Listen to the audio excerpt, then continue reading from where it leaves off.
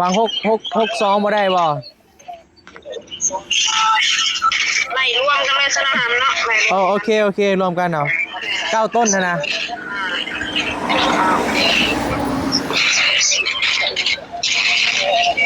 เอาอันนั้นจ้ะเอา5,7,000ไป9 ต้นเอาไป9ต้นไม่ถือกันไม่ถือกัน5,7,000 4 เมตรตัวนี้เนาะแม่นแหละโอเคพวกก็ยาวเติบแล้ว4 เมตรนี่กันได้แล้ว3 4 5 1 2 3 4 5 6 7โอเคนับเบิ่งจบไปอยู่บนหน้าเลย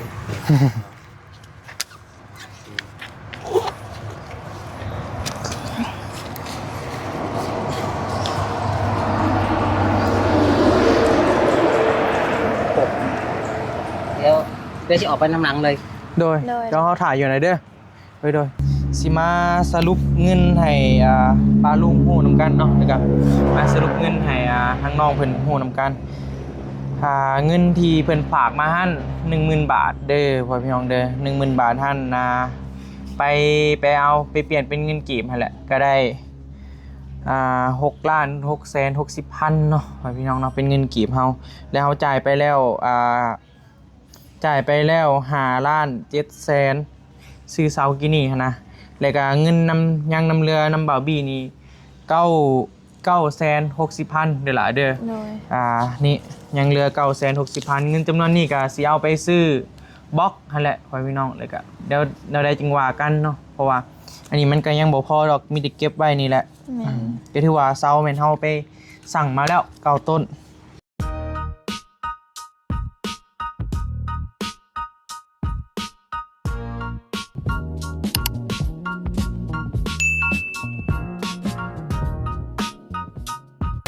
สบายดีเด้อพ่อพี่น้องเด้อทักทายสบายดีกันนะบรรยากาศช่วงบ่ายๆเนาะพอดีหลังจากที่ว่าล่มกับเมตู้แล้วเด็กก็เลยสิพากันไปสั่งเสามาไว้นี่แหละพ่อพี่น้องเพราะว่าสิไปสั่งมาไว้เลย9 ต้นว่าซั่นขึ้นไปใกล้ๆได้นอนหลาเนาะโดยสิไปสั่งกับโบเดี๋ยวไปกับพัดไส้พ่อพี่น้องเบิ่งนี่ก่อน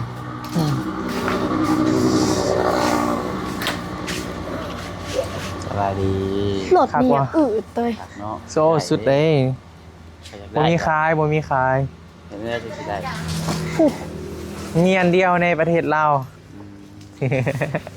โอ้คิงก่อนแล้วเนาะข่อยมีเด้สุดแล้วนี่ซื้อก็สะดวกสบายฝนตกแข่งนี่ขอบค่าซื้อเบิดอันไทยคอนแก่นไม่อันนี้อะไรบ่มีบ่เห็นบ่หัวบ่มีแต่ว่าขอไปหาบ่เห็นบ่หัวแม่อยู่ในอันแม่เพิ่นซื้ออยู่ไสให้ข่อยอยู่เซ็นทรัลอยู่รถอันจังก็บ่มีอยากได้แบบนี้แม่นบ่แม่นมันมีก็แบบคล้ายๆแบบมันบ่แข็งแรงหั่นน่ะแล้วอันนี้สุดเด้แบบมันถือไปก็ง่ายขนาดเลยก็เฮ็ดได้หลายอย่างได้คือแบบนี้แหละนี่เอาขึ้นจับต้นไม้ก็ได้เอาขึ้นไว้ต้นไม้ก็ได้ยาวอีกหั่นนะก็น่าว่าคือรถจกว่าซั่นซะแม่นสัตว์ออกไปบินโดนมันได้ลายได้เฮ็ดหยอกเด้อไปก็กำลังว่าสิพากันไปซื้อเสาไปนำกันบ่ไปเบิ่งนำกันเนาะว่าเอาสำใดหั่นนะไปโดยโอ้ฝนมาได้นี่แม่นแหละพายุเบิดมือเลยบ่พี่น้องเอ้ยเพราะว่าสิว่าในไรแค่บ่เฮาสิไปพุ่นก็คือฮู้หั่นแหละขี่รถจักรการไปการมามันก็ยากนั่นแหละพ่อพี่น้องหลายๆคนเพิ่นว่าเฮาหลายๆคนเพิ่นว่าเฮาบ่ไปไสหั่นนะมันไปอยู่แม่นคือช่วงนี้ก็รู้หั่นแหละโดยมันก็ฝนตกแน่กับอีกอย่างก็ฝุ่นมันก็บ่ค่อยมีหยังเลยเด้คือว่าง่ายก็เฮือนน้องน้อยก็เฮาฮู้เบิดแล้วว่ามันมีทุกอย่างแล้วคือน่าจะแล้วนะน่าจะแล้ววันนี้เขาไปกับพ่อถ่ายอัปเดตนั่นนี่แต่ว่าเขาไปกับโดนไปกับช่วงนี้มันก็เป็นยามฝนนะก็สิพยายามหาเคสใหม่อยู่พี่น้องแต่ว่าก็คือฮู้แหละพายุแต่กับอีกอย่างบ๊อบบี้กับเวียกบ๊อบบี้ก็คือแบบทางผู้ใหญ่เพิ่นมอบให้อยู่นี่เด้ ก็เลยว่าได้มานี่นะบ่แม่นว่าไอ้หยังเด้อพ่อพี่น้องเด้อแม่น FC บ่ติดผู้สาว โอ้บ่ได้เด้เนาะเว้าใส่กันอันนี้เครียด เครียดบ่เอากันติดดี บ่ได้ติด อ๋อ มาเวียกเอาว่ามีไม่ง่ายในคอเจ้าเด้อถ้ามีกสิพยายามหาเคสใหม่อยู่เพราะว่าเดี๋ยวนี้ก็เฮือนน้อยๆก็คือฮู้แหละแล้วเบิดแล้วพ่อพี่น้องว่าง่ายๆก็งบพอเลยนะเนาะ แม่ จักสิว่าในใดคันเอาไปก็มีแต่อัปเดตนะแล้วก็แซ่ฟ้าก็มีแต่ซื้อของอยู่ของกินนั่นแหละอันนั้นก็เฮือนก็แล้ว แม่ มีแต่ซื้อของอยู่ของกินแต่ว่าคือในระยะนี้กับฝนตกเด้ปลาลุงมันก็เลยว่าการไปการมาของเฮามันก็ยากหั่นแหละเนาะมันเปียกมันว่าง่ายกับพายุหั่นนะคือแบบนี้แล้วนี่ฮะก็เศร้าๆเนี่ยจังได๋ก็ตกอีกแล้วนี่นะมันก็เป็นดนเติบหลายเด้มันก็ไอ้สิว่าแน่ได้ก็กำลังสิไปสั่งเซาเนาะ เดี๋ยว เพราะว่าอยู่นี่ก็ผู้ใหญ่เพิ่นมอบหมายให้บอบบี้เป็นสะพานบุญให้นะบอบบี้ก็ต้องได้เฮ็ดหน้าที่ของตนเองนั่นแหละพ่อพี่น้องเพิ่นใส่ เฮาอยู่ไส แม่น เฮาก็อยู่หั่น แม่นล่ะเพิ่นใส่ไปใส่บอบบี้ก็ต้องได้ไปนั่นแหละ เพื่อนน้อยๆนี่เจ้าก็บ่ได้มีเวียกเนาะ แม่นบ่มีเลย บ่ได้มีเวียกอยู่หั่น โดย เลยว่าไปก็คือน้องปลาไส้ก็มีแต่ว่ามันยังบ่ ยังบ่ฮอดขั้นตอน แม่คือทางนั่นกับทางไอดีเพิ่นยังหับอยู่พี่น้องเอ้ย ตัว เดี๋ยวบางเทื่อก็เดี๋ยวสิถามทางอ้ายเพิ่นก่อนว่าให้น้องปลาไส้จัดการตัวใดเดี๋ยวจึงว่ากันเนาะ เด้อก็ประมาณนี้แหละเด้อพ่อพี่น้อง เดี๋ยว อ๋อ โอ้ ไปกำลังสิพากันไปสั่งเซาพ่อพี่น้อง ขับเป็นไปข่อยด้วยไปข่อยด้วยงานโทรศัพท์ตก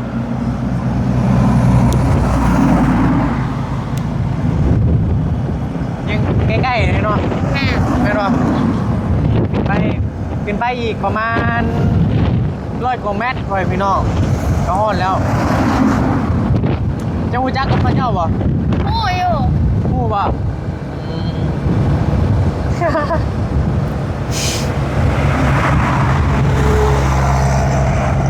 ไปเดินทางพี่น้องเจ้าอ่ะ บอ ฮะ บอ ใครจ้ะ คนรู้จักซื่อ คนหูจักซื่อ ๆแม่น ๆคนหูใจด้วยจ้ะว้า ว่าจังนี่เนาะ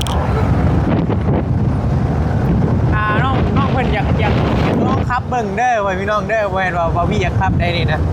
น้องเพิ่นอยากขับเองเด้อโอ้โหว่ากล้องเห็นขับบ่วะ เห็นอยู่เหรอ ใส่สูตรนี่แหล้วโอ้หมักใจเลยเว้ยก็เลยว่าใส่แบบนี้ตลอดเลยนะว่ามันเห็นภาพงามเด้สูตรไม่เซลฟี่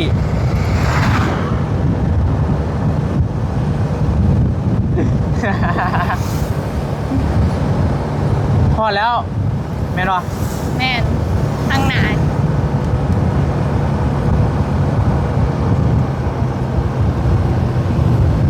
เขาเจ้ายังคลายมักต้องอยู่วะ บอว่า เฮ้ เปิ ย ด เสานี่ อันนี้ก็ใครอยู่ โอ้เสาแกลายหอดแล้ว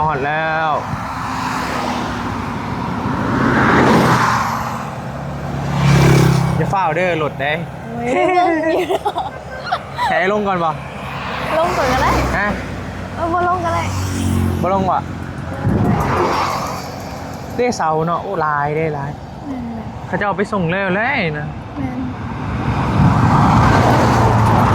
เลย นี่จอดนี่ก็ได้โอเคผู้จานมาพอดแล้วไปพี่น้องใช่เขาเจ้า ไปใส่ โอ้มีท่อมียังขับแน่เลยได้นะเป็นแบบโรงงานหล่ออันหนึ่งคือว่าโอ้ใหญ่นี่เขาเจ้าก็กำลังซีรอใช้ถามเขาเจ้าไหม เรียกเขาอย่าง ไอ้ ไร โบโหได้ อุ้ยไปทางใดอันนี้นะตรงเสาเนี่ยเด้อ มากันหลายคนใบเตยปัดไซเบลฮะ ได้ยัง เด็กได้เงิน เอายังนี่ซื้อยัง มาซื้ออ่ามาซื้อโทรศัพท์ โทรศัพท์บ่ อืม เนี่ย ใช่ iPhone 190 RP 80 80 Pro Max เอาไม้ล่าสุดเลย โดยน่าจะอยู่ทางนั้นเสาของเล่าเหรอเนาะ แม่แม่ของเรา อืม เอาประมาณไหนเลือดไปเบิ่งคือบอก เพราะผู้แล้วเสาอยู่พุ่น เลือดตัวหุ่น พุ่นเสาเฮือนเจ้าไปบอกเขาเจ้าแล้ว บอก มาซื้อเสาบอกเขาเจ้าอะนะบ่ฮู้ยังบ่ฮู้ว่าต้นเท่าไรเด้อพี่น้องแต่ว่าเคยซื้อเห็ดเฮือนนะประมาณต้นละพันนี่แหละ แต่ว่าสิบ่เอาหน้าใหญ่ขนาดนั้น เสาแน่ เอาแบบธรรมดาก็พอแล้วนะส่วนเงินเรือเลยก็ซื้อบล็อกสิหยังนั่นแหละ แม่นคารามันกลายต้นละพันก็มีอยู่บ้านพี่น่ะต้นละพัน แม่นบ่ แม่นเพิ่นมาส่งให้ได้ เดี๋ยวเบิ่งอยู่นี่ก่อนเนาะ แม่นแต่ว่าราคาจะนี่มันต้นละแพงกว่าสั่งเอาอยู่บ้านพี่ก็ได้ โดยไปเด้ไอายเพิ่นมาแล้วคุณนะต้องข้ามไปเบิ่งอยู่ฝากนั่นมันเพิ่นรออยู่นี่เดี๋ยวก็เอาไปอยู่ฝากนั่นเดี๋ยวจะมาหาไอายเพิ่นสบายดีได้เด้ออยากได้เสาเฮือน เสา เดี๋ยวได้เสาเพื่อน โดยอยู่ฝากนั่นบ่ จักเม็ด มันมีจักแมทนะ มันมี4เม็ด5เม็ด4เม็ด50 3เม็ด2เม็ด 4 แมท50ต้นเท่าใดแล้วมันก็มีเป็นแต่ละหนาอีกเนาะป้าขาไปเบิ่งตัวจริงก่อนปะอยู่นั่นเหรอวะโอ้ล่ะ โทรหามันอะไรอยู่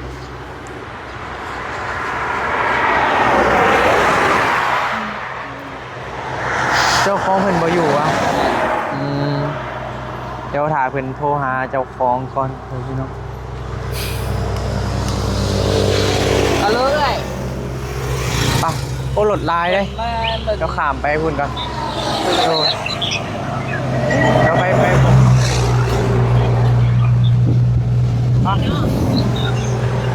ไม่อย่าเผาตัวอย่าเพิ่งเจ้าเค้นหมูชิได้ขา มาแม่ อย่าว้าวไม่ในคอ ใช้ระว่างเลยอันนี้หนาเท่าไหร่ เขามารีวิวต้นเสาด้วย มาซื้อนั่นแหละอันนี้หนาเท่าไหร่ 15 โอ้นี่4 เมตรวะ 4เม็ด50 เฮา หน่อยกว่าตัวนั้นน้อยนึง สิเอาตัว4 เมตรเลย4 เมตรรุดอีกว่าได้เว้ย เข้าต้ ส่ น ง มันบ่ ส่งใกล้ๆนี่นะแม่นเขายังสิซื้ออะไรยังอยู่นะ ไปได้อะไรคนหนึ่งได้9 600,000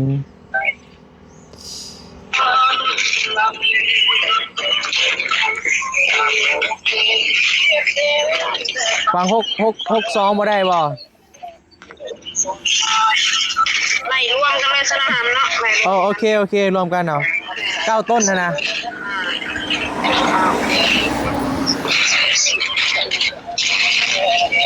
เอาอันนั้นจ้ะนะเอาหาล้านเจ็ดสไปเก่าต้นเอาไป 9ต้น มันจะถือกันมันจะถือกัน 5 ล้าน 7 มันจะถือกัน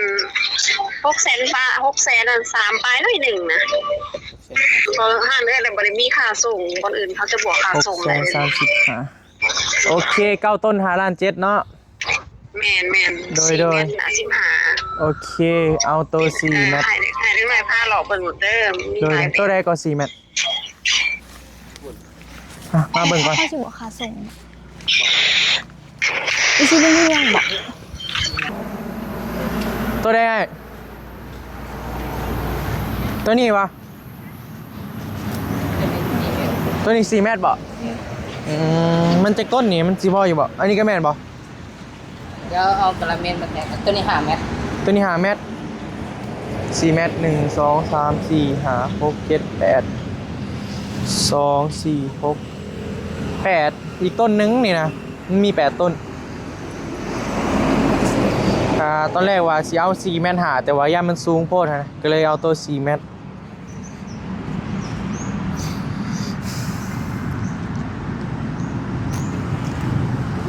เจ้าของห้านเพิ่นบ่อยู่มันก็เลยแบบบ่ฮู้รายละเอียดปานใดเพิ่นพี่น้องก็เลยแบบ อย่างน้อยหนึงเพิ่นเอาหั่น9ต้น5ล้าน7มันถืออยู่ต้นละประมาณ600,000ไปปลายน้อยหนึงนี่แหละถ้าไหลเป็นเงินบาทก็ประมาณ900ป่ะประมาณนี้แหละแม่นบ่เบลประมาณ900ป่ะบ่ต่อต้นแม่นประมาณนี้แหละเนาะว่า600,000หน่อยหนึงหั่นนะ900ไปป้ายนี่แหละประมาณนี้แหละพอพี่เนาะแต่ว่าโตใหญ่หั่นเพิ่นว่าต้นละ1,200โตยาว4.50 เมตรหั่นนะแต่ว่ามันสูงมันสิสูงแฮงหั่นนะว่าห้านเอาซำนี้ก็โอเคแล้วเดี๋ยวให้แม่นให้เพิ่นแทกให้ก่อนมันมี8ต้นนี่นะแต่มันก็บ่อึดดอกเนาะ แม่น ฝากไว้แมทเรา บ่มันพังถือมาใส่ได้2มื้อ เท่าไรตัวนี้ 4 เมตรหา ตัวนี้4.5 เมตรป่ะ แม่น และ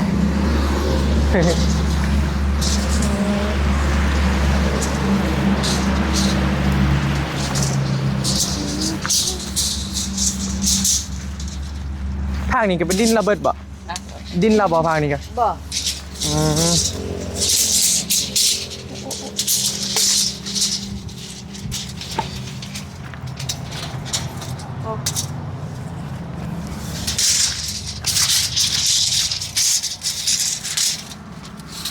4 เมตร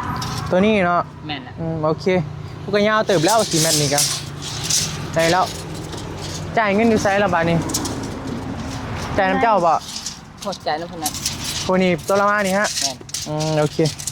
มานั่ง จับเนี่ยมา นั่งก็ได้เดี๋ยวเรามา เด้อ เดี๋ยวนี่ไปส่งใกล้ๆนี่ก็ได้เอาเบอร์ไปส่งฮะ แม่น มาเอาตัวนี้ให้ด้วย ๆ9 ต้น เพราะว่าราคาแล้วบ่ โทรถามเมื่อยเพิ่นว่า5.7 ล้านเพิ่นว่าเอา9 ต้นเท่านะ ช่วงอยู่ไสบ่ ขางลั่นมันนี่ดิเพื่อนเพื่อนชอบแหม่งนี่ดิ โอเคนี่เด้อเดี๋ยวโทรเบอร์นี้ ไม่ ก็ ได้ ได้ นี่เลยบ่ โดยไปตอนนี้ได้เดี๋ยวสิจ่ายเงินให้เจ้าเลยมานั่งนี่ก็ได้สบายดีได้เด้อโดย5.7 ล้าน เป็นจุดส่งจากมุ้งฮัลโหล 2 3 4 5 ว่าบ่ได้ไปซื้อบ่เล็กนะ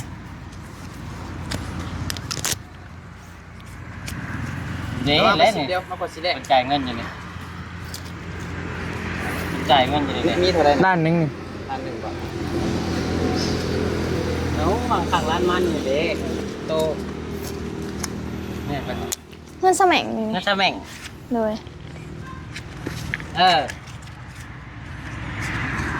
แม่ส่งแน่นเอาทั้งนั้นเลยบ่ แม่น มันเงินแคมทางเลยเด้ แคมทาง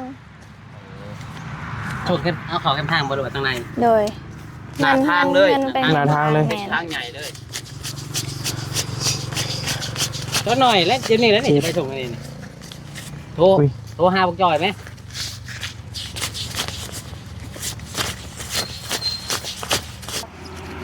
โอเค9 ต้นเพิ่นเอานำมา5.7 ล้านให้พี่น้องเพิ่นก็รุดให้อยู่3 4 5 1 2 3 4 5 6 7โอเคนับเบิ่ง จบไปอยู่บนหน้าเลย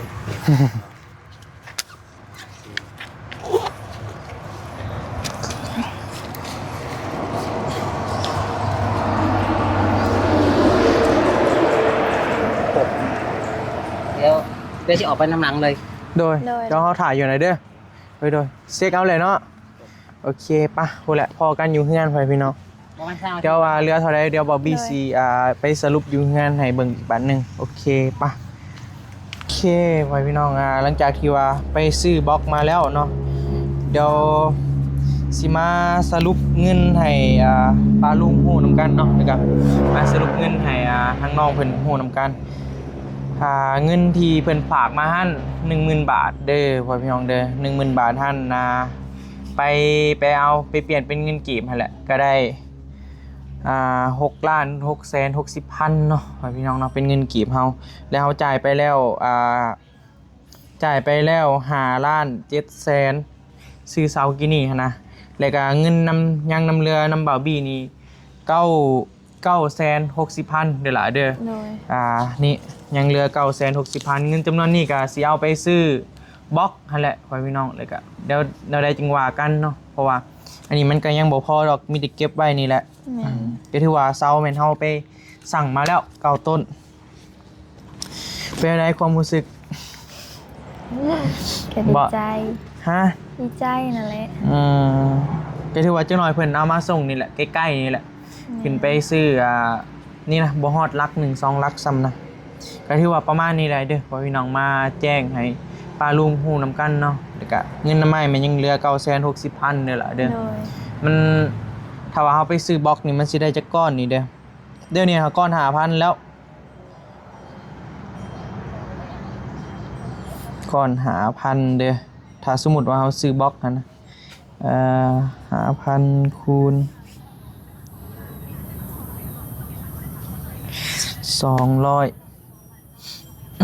200ก็ล้านหนึ่งก็ยังบ่พอหน่อยหนึง40,000นี่แหละสรุปว่าคะแนนว่าเอาไปซื้อบล็อกก็ได้อยู่ประมาณ200ก้อนพี่น้องเพราะว่าก้อน 5,000 เด้มีแต่ประมาณนั่นแหละค่อยๆเป็นค่อยไป แม่น ก็สั่งมาแล้วเอาเสา4 เมตรพี่น้องก็นี่แหละคือสีเล่าๆนี่แหละเนาะประมาณซ้ำเฮือนนี่แหละนี่นะคือสีซ้ำนี่แหละซ้ำเฮือนนี่แหละก็พอดีแหละห้านนั่นนะมันก็เอาสูงลายมันก็สิบ่งามเด้จังหน่อยเพิ่นก็มาส่งก็มีแต่ทางเจ้าขอบคุณทางผู้ใหญ่ใจดีอีกบ้านหนึ่งเด้อล่ะเด้อ โดย มาโอเค น้องกะขอบคุณหลายๆเด้อที่ฝากเงินมาซอยซื้อเสาห้านก็ขอให้อยู่ดีมีแฮงความเจ็บอย่าได้ความไขอย่ามีหาเงินหาคำได้หลายๆเจริญก้าวหน้าหุ่งเฮืองเด้อตลอดปีและตลอดไปเด้อสาธุ เอาก็ถือว่าถ่ายติดตามเบิ่งนำกันอีกบ้านหนึ่งเนาะว่าความฝันของน้องเพิ่นสิเป็นจริงบ่พ่อพี่น้องเพราะว่าเจ้าหน่อยก็จบแล้วเฮียนนี่นะเนาะล่ะเนาะม.7 ปีสุดท้ายแล้ แป๊ ว บเดียวนะจบ แป๊บเดียวปีหนึงหั่นนะบ่ดนเลยได้ แม่น ก็จบมาก็คือถ้าว่ามีห้างก็คือสิได้อยู่นี่แหละเนาะ แม่น พอได้เป็นบ่อนทำมาหากินนั่นแหละพ่อพี่น้องเพราะว่า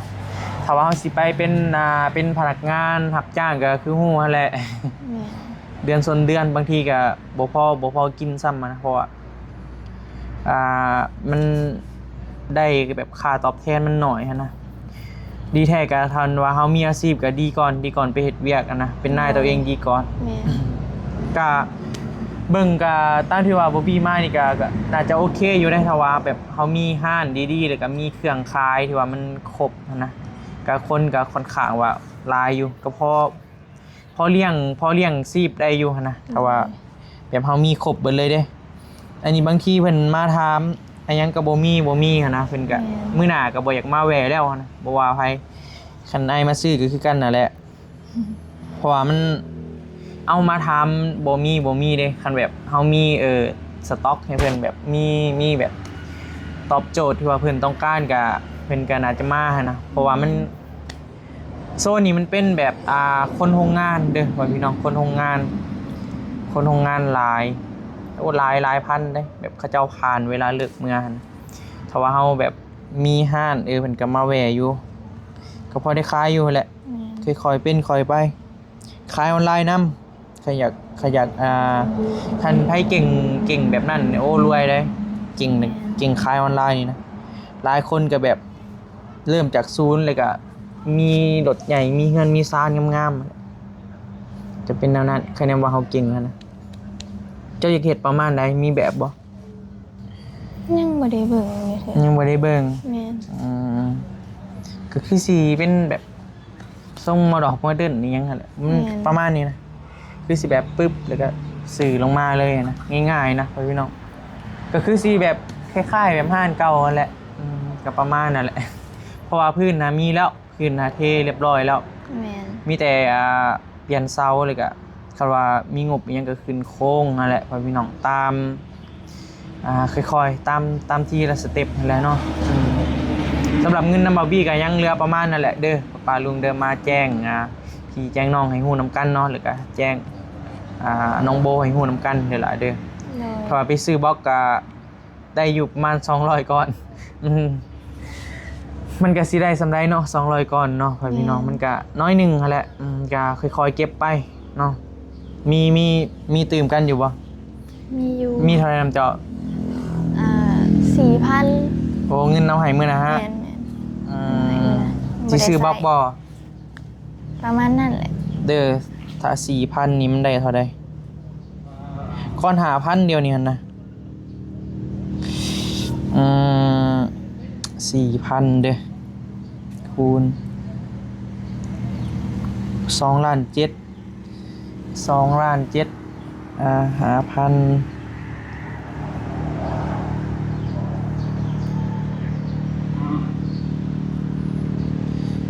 2 ล้านเงินน้องเพิ่นมี2.7 ล้านนะคะแนนไปเปลี่ยนเป็นเงินกีบเด้อ500บ่ได้เด้เนี่ย500ก้อนพออยู่500ก้อนเงินเจ้าแต่เจ้าสิบ่กินบ่เลย แค่เอาเงินจำนวนนั้นไปซื้ออีกอย่างก็สิเข้าโรงเรียนแล้วเด้นี่เอาเงินนี้ใส่ซื้อสงซื้อเสือก็แล้วแต่เนาะแล้วแต่น้องเพิ่นไว้พี่น้องก็ถาเบิ่งนำกันนี่แหละถ้าว่าเงินที่ว่าน้องเพิ่นมีนะก็ถ้าว่าน้องเพิ่นเอาไปซื้อบล็อกก็ได้อยู่ประมาณ500ก้อนแต่ก็นำบาบี้200ก็เป็น700นะโอ้ก็700อยากว่าพอได้ ยันเรือพุ่นแหละ น่าจะพออยู่700เพราะมันบ่ใหญ่ปานใดนะเพราะว่าเฮือนคนป่าใส่บล็อกไปประมาณ1,000 กว่าก้อนนี่แหละประมาณ 1,300 1,400อันนั้นเป็นเฮือนหลังใหญ่เด้แต่ว่าอันนี้มันเป็นห้านซื่อๆนะประมาณ 700-800น่าจะพอก่อนบล็อกหั่นนะประมาณนั้นพี่น้องแต่ว่าเจ้าอ้ายว่าเจ้าเก็บเงินก่อนนะไว้ดีก่อนเพราะว่าเขาเฮียนแล้ว เลย คือแม่ก็ฮู้แหละเราก็เฮ็ดเวียกโรงงานนะพอเงินก็เนาะเจ้าก็ฮู้เจ้าก็น่าจะฮู้เอาเงินเก็บไว้ซื้อเครื่องซื้อของเขาเฮียนนั่นแหละใกล้เด้เนาะเดือนใดเข้า เดือนเก้านี่แหละ เดือน9 แม่น เสานี่เฮาได้แล้วโอ้ยังหลายบล็อกปูนแล้วก็โครงหลังคานักเด้โครงหลังคาได้หลายหมื่นบาทอยู่มันต้องใส่สังกะสีใหม่ยังคักแน่ได้นะแล้วจึงว่ากันเด้อพี่น้องก็ถือว่าได้สำนี้ก็โอ้เนาะดีใจนำหลายๆเด้อล่ะเด้อ เลย ก็ถือว่าเป็นจุดเริ่มต้นที่ดีเลยแหละพี่น้องเพราะว่าทีมงานเขามากก็ได้ซอยหลายอยู่หนึ่งมากคือน้องใบเตยเนาะเป็นเคสของน้องใบเตยนะก็ได้ซื้อโทรศัพท์ให้เพิ่นนั่นแหละแล้วก็ได้ซอยเพิ่นปลดหนี้เนาะพี่น้องเนาะก็อยากซอยหลายทางอยู่แต่ก็ค่อยๆไปทีละสเต็ปนั่นแหละเด้อพี่น้องเด้อตอนนี้เวียกเฮาอยู่นี่ก็คือต้องได้อยู่นี่ก่อนนั่นแหละเนาะ เพราะว่าผู้ใหญ่เพิ่นมอบหมายงานมาให้เด้เอาอยู่ไซก็ต้องได้เฮ็ดอยู่นั่นนั่นแหละเนาะบ่แม่นว่าบอบบี้ยังได้ไว้พี่น้องบ่แม่นว่าติดสาวติดนั่นติดนี่ได้ก็คือเวียกเฮาอยู่นี่เด้เพิ่นใช้เป็นสะพานบุญในไซก็ต้องได้อยู่นั่นแหละพี่น้องต้องได้เฮ็ดตามที่ว่าเพิ่นบอกมาแหละบอบบี้ก็เพราะว่าจุดประสงค์เฮาก็เป็นสะพานบุญเด้เนาะพี่น้องเพิ่นใส่ให้ซื้อหยังให้ก็ต้องได้เฮ็ดตามเพิ่นนั่นแหละเนาะก็ถือว่าประมาณนี้แหละโอเคป่ะสมัยพี่น้องเดี๋ยวจังหน่อยเพิ่นก็เอาเซามาเดี๋ยวบ่แล้วบ่ BC อัปเดตให้ป้าลุงเบิ่งนํกันอีกบัดนึงสำหรับคลิปนี้ลำลาเลยเด้อเนาะพี่น้องขอบคุณหลายๆที่ว่าติดตามและก็ให้กำลังใจบ่บี้โดยตลอดมาเนาะเดี๋ยวพบพอกันที่คลิปใหม่สบายดีเด้อ